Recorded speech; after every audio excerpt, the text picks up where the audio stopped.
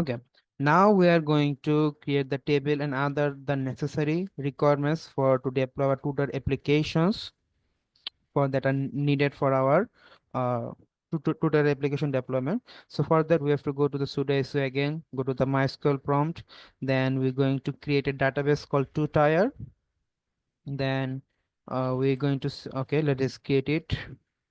Let's just create a database for our tutor application. For that, create database. Oh, one more thing.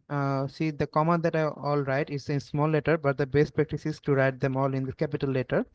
Create a database.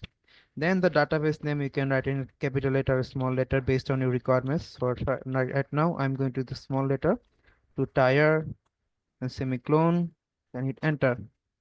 Okay, so let's see the databases. Show databases. See, our tutor database is now created.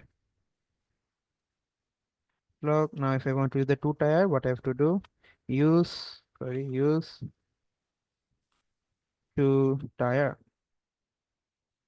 The database changed. So that's how I'm going to create the tutor database.